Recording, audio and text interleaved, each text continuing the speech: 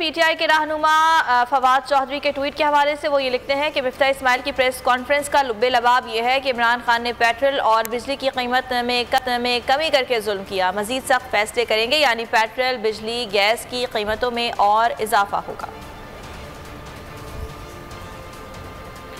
आपको ये बता रहे हैं कि फवाद चौधरी की जानिब से ट्वीट किया गया और वो ये लिखते हैं कि मिफ्ता इस्माइल की प्रेस कॉन्फ्रेंस का लुब्बे लबाब ये है कि इमरान खान ने पेट्रोल और बिजली की कीमत में कमी करके जुल्म किया, मजीद सख्त फैसले करेंगे, यानी पेट्रोल, बिजली, गैस की कीमतों में मजीद इजाफा किया जाएगा। फवाद चौधरी ने ट्वीट किया है और उनका ये कहना है कि इमरान खान ने पेट्रोल, बिजली की कीमतें कंट्रोल में रखी और इस हुकूमत के बयानात से ऐसा लगता है कि इमरान खान ने ये फैसले करके गलत किया।